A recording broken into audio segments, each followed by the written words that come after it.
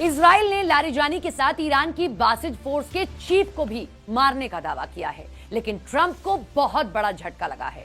Trump सरकार के एक सुपर सीनियर अधिकारी ने ईरान युद्ध के खिलाफ इस्तीफा देकर बगावत का ऐलान कर दिया है।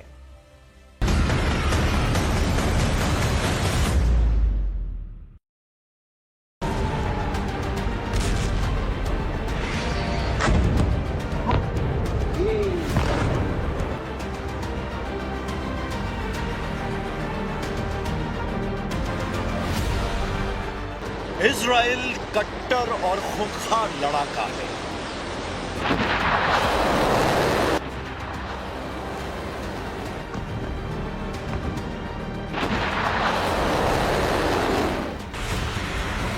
ऐसा लड़ाका जो पहले मारता है फिर तमाशा बनाता है। ईरान के top security in charge Ali Larijani का भी इजराइल ने यही हाल किया है। एक झटके में इजराइल ने ईरान के 4 बड़े कमांडरों को ढेर कर दिया है। इजराइल के रक्षा मंत्री ने दावा किया है कि ईरान के अघोषित वॉर कमांडर अली लारिजानी को बमों से इतना मारा गया है कि उनके चीथड़े उड़ गए हैं। लारिजानी से भयानक मौत इजराइल ने बासिज पैरामिलिट्री मिलिशिया के चीफ गुलाम रेजा सुलेमानी को दी है। सुलेमानी के डिप्टी सैयद कारिशी मिसाइल धमाकों में बेमौत मारे गए हैं। यही नहीं, इजराइल ने ईरान के IRGC वायुसेना के चीफ को मार डालने का दावा किया है। नेतन्याहू का अगला टारगेट अब IRGC के डिप्टी चीफ अहमद वहीदी है।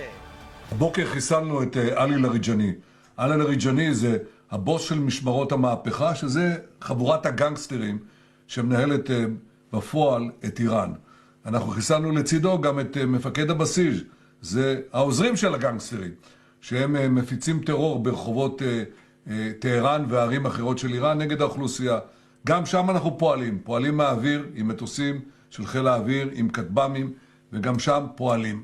אנחנו מערערים את המשטר הזה בתקווה לתת לעם האיראני הזדמנות לסלק אותו. नेतन्याहू भड़के हुए हैं। ईरान ने जब से उनकी मौत का हवा बनाया है, बीबी का दिमाग गर्म हो गया है। उन्होंने ईरान के उन सभी लीडरों को खल्लास करने के ऑर्डर दे दिए हैं जो बयानबाजी कर रहे हैं, क्योंकि ईरान की बयानबाजी से ट्रंप बौखला गए हैं। ट्रंप हॉर्मुज स्ट्रेट पर ईरान के बैरिकेडिंग नहीं तोड़ पाने से बेचैन हो गए। ट्रंप ने अमेरिका के दोस्त देशों से हॉर्मुज में साथ आने की अपील तक की है, लेकिन उन्हें न यूरोप भाप दे रहा है, न ही चीन जैसे देश ने कोई वादा किया है, जिससे ट्रंप का जल्द युद्ध जीत लेने का प्लान फ्लॉप हो गया है। जिसके बाद ट्रंप ने ईरान पर हमले का नया बहाना बनाना शुरू कर दिया है। ट्रंप ने कहा है कि ईरान एटम बम से हमला कर इजराइल को खत्म करने वाला था, इसीलिए अमेरिका ने उस पर हमला किया है। Knock out Israel with their nuclear weapon, but after we knocked out their nuclear potential weapon, they started building missiles, thousands and thousands of missiles. Trump ने दावा किया है कि उन्होंने तीसरे विश्व युद्ध को टाल दिया है, लेकिन उन्हें यह अंदाजा नहीं था कि ईरान इतनी मजबूती से युद्ध में टिका रहेगा। ट्रंप ने पहली बार यह बात कबूल कर ली है कि ईरान ने उन्हें सरप्राइज दिया है। There was no expert that would say that was going to happen. It's not a question of like, gee, should you have known? And if we did know, big deal. I mean, we have to do what we have to do. Iran के तेवर देखकर America ने गलतियों की scrutiny करनी शुरू कर दी है।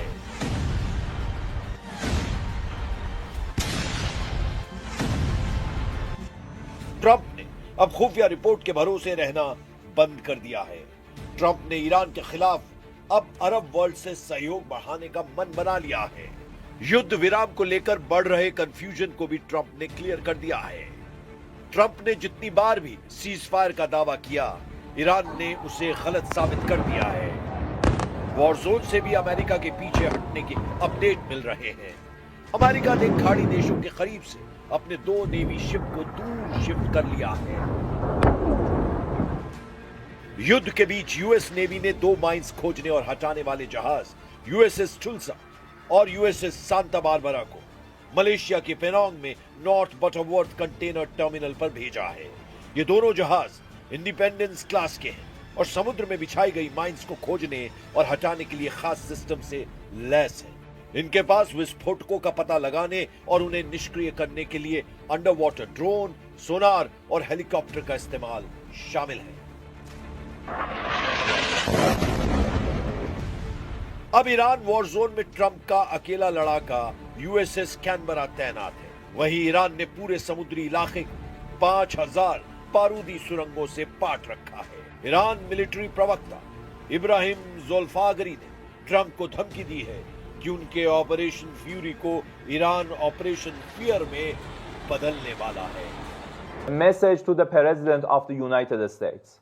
The outcome of war cannot be determined by tweets. The result of a war is determined in the field, the very place where you and your forces do not dare to approach, and you can only talk about it in your tweets. It's better to name this war as Epic Fear instead of Epic Fury. America Iran के हथियारों को तबाह कर रहा है। Israel Iran की leadership के सफाई में लगा है। फिर ईरान कितने दिन तक युद्ध में टिका रह सकता है? क्योंकि अब तो युद्ध में कमांड दे रहे अली लारिजानी भी नहीं है। अमेरिका और इजराइल ये मानते हैं कि युद्ध का कंट्रोल लारिजानी के हाथों में था। अली लारिजानी कोई साधारण लीडर नहीं थे। उन्हें ईरान के प्रॉक्सी साम्राज्य, जिसमें हिजबुल्लाह, हमास, हुथी जैसे कट्टर लड़ाका ग्रुप शामिल है, का असली आर्किटेक्ट कहा जाता था। अली लारिजानी ही फाइटर ग्रुप के लिए पैसा, हथियार और कूटनीतिक कवच तैयार करते थे। ट्रंप के कट्टर विरोधी लारिजानी ईरान के एटमी प्रोग्राम के सबसे बड़े हिमायती थे। उन्होंने ही अमेरिका को बड़े शैतान और इजराइल को छोटे शैतान का नाम दिया। युद्ध भड़कने के बाद लारिजानी ने मुसलमान देशों को जमकर खरी खोटी सुनाई। खुद को अल्लाह का बंदा बताने वाले लारिजानी की चिट्ठी की खूब चर्चा हुई थी। अली लारिजानी ही थे जो अमेरिका के साथ एटमी डील को फाइनल कर रहे थे। अली लारिजानी ही थे जिन्होंने खाड़ी देशों में अमेरिका का साथ देने वालों को मिसाइलों से दहलाने के ऑर्डर दिए। लारिजानी के जाने के बाद ईरान का अगला वॉर कमांडर अहमद वहीदी के बनने के चांस सबसे ज्यादा है। हालांकि ट्रंप आर्मी की कोशिश है कि नए कमांडर के ऐलान से पहले ही जंग खत्म कर दी जाए। अमेरिका इजराइल ने पहले फेज के हमलों में ईरान के एयर डिफेंस, उसके कमांड और कंट्रोल को खत्म कर दिया है। पहले राउंड में ईरान के मिसाइल और ड्रोन लॉन्च इंफ्रास्ट्रक्चर को कमजोर कर दिया गया है। अमेरिका और इजराइल के हमलों का दूसरा फेज अभी चल रहा है। यह ईरान के डिफेंस इंडस्ट्रियल बेस को टारगेट कर रहा है। इसमें missile production facility, dual use research centre और अंडरग्राउंड कॉम्प्लेक्स टारगेट किए जा रहे हैं। ईरान की असल ताकत कही जाने वाली मिसाइलें, परमाणु ढांचा, हवाई सुरक्षा, नौसेना और प्रॉक्सी कमांड नेटवर्क की कमर तोड़ दी गई है।